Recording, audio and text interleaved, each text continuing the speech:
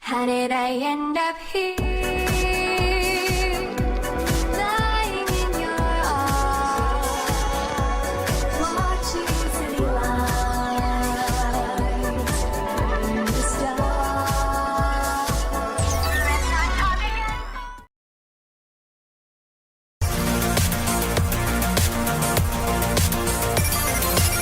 Hotshot Racing is an arcade-style racing game developed by Sumo Nottingham and Lucky Mountain Games, and oh my god is it fun. Being the epitome of a love letter to classic arcade races, most notably ones like Ridge Racer, Daytona USA, and Outrun 2, Hotshot Racing is what would happen if you took those games and, well, released them nowadays. I'll tell you, I was completely hooked playing this game, even though initially I was a little hesitant going in, knowing what I know about arcade-like games and their typically arcade design and or difficulty.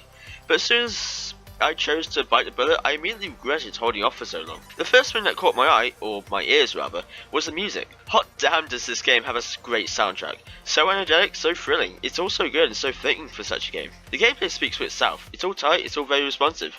It all feels good, so no complaints from me there. Plus the PS1 style graphics add to the game's charm, I feel.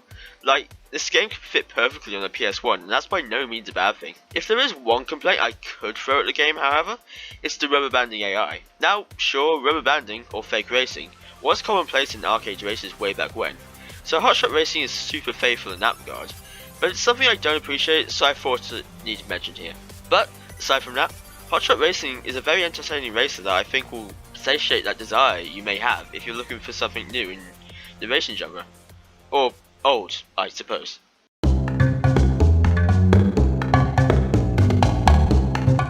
Out of all the games I've ever talked about on this channel, I don't think any of them have had as much charm as Rain on Your Parade, and I've talked about Animal Crossing before, so that's really saying something. When I was looking for games to include in this video, this game caught my eye for how charming it looked in the provided screenshots. That's all that was needed. For some context real quick, developed by Unbound Creation, in Rain on Your Parade you take control of a cloud and, well, rain on people. There are other tasks you're given to do as well, such as setting stuff on fire, herding sheep into a pen, or going full on Metal Gear Solid for one level, but what you're generally doing is in the title of the game itself. Simple premise, but I think that works in its favour. The charm of the game not only comes in the form of the concept, but the overall presentation and writing. Presentation wise, it's akin to a sort of diorama, if anything. I mean, just look at it.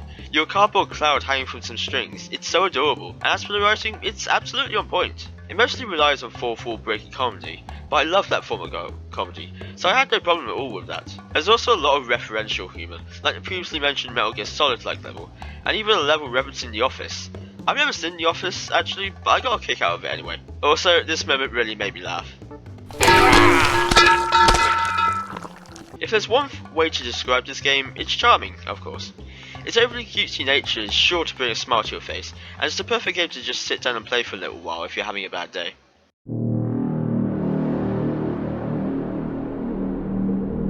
Hyperscape has been something of a recent fascination for me. Suggested to me as something else to play by my good friend It's Lil Stick, Hyperscape, developed by Ubisoft, is a free-to-play FPS Battle Royale game that released in 2020, and appears to be quite an underground one too. Well, that or marketing for this game upon release was limited, or I'm just ignorant, but either way. You may be expecting me to talk about how good Hyperscape is as a Battle Royale in the heavily flooded genre here, but nope, all my time, or most of it playing Hyperscape so far, has been spent playing the deathmatch mode. If I do have to talk about the Battle Royale aspect here though, it's pretty much your standard Battle Royale. You land, you pick up weapons, you eliminate opponents, etc. However, what makes Hyperscape unique is its hacks, or rather abilities. Abilities are obtained through the same means as weapons, and their function depends on what you've picked up, e.g. wall, which, well, creates a wall in front of you to block incoming fire. These are pretty interesting in all fairness, but I just want to talk about deathmatch already. If you've never played other shooters before, like Call of Duty or even Overwatch, then essentially the objective of deathmatch is to reach a certain number of eliminations, in Hyperscape's case, 50, or have more eliminations than the enemy team when the timer expires. It's standard, by no means revolutionary at all because of how commonplace the mode generally is across the shooter genre, but I think it's a lot of fun in Hyperscape honestly. Then again, that may be because it's my first proper exposure to this said game mode that isn't in Overwatch, but still. I've been playing this game a lot alongside my friends, and that's probably why I've been enjoying it so much. Not to disregard what it has going for it already. I mean, after all, gaming is just more fun with friends, you know?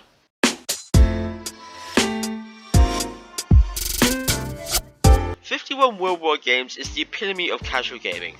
and there's absolutely nothing wrong with that. Being a sort of minigame collection host to, you guessed it, 51 worldwide games, there is obviously a lot of variety to choose from here, whether that be well-known classics like chess, Connect 4 or even darts, to maybe lesser known games like Hare and Hounds, Hanafuda or Mancala. There's truly a lot of interesting variety to choose from here, and honestly, I never expected to have so much fun with a game like this. You take one look at this game and see it as something you play for 5 minutes at a time, and then go back to doing whatever it was you were doing, and yeah, that's definitely the case, but I found myself playing this game for hours on end, a number of times.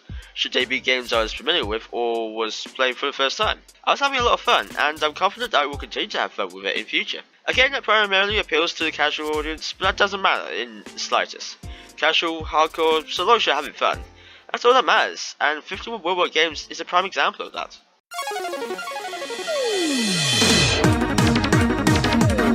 I was probably most excited to play this one out of all the games on here in all honesty. Through my frequent viewings of the Xbox Game Pass library, CrossCode once caught my eye as something I may like. Mostly because of the anime-esque art style, but nevertheless.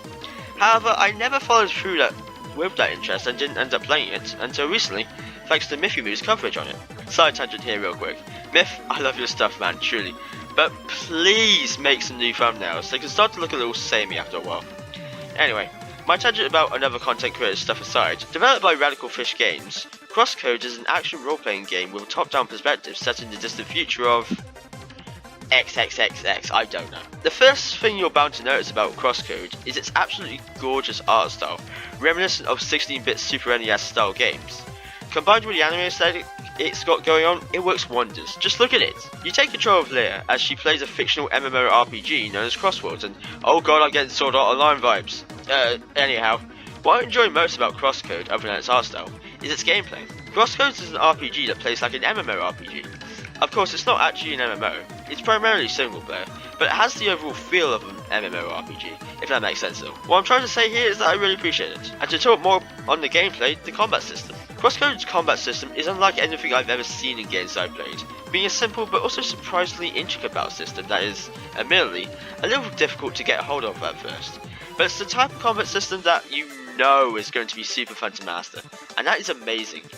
Reminds me of XE2 to some extent. Characters are super likeable and colourful too, by the way, so it reminds me even more of XE2. Okay, I'll stop now.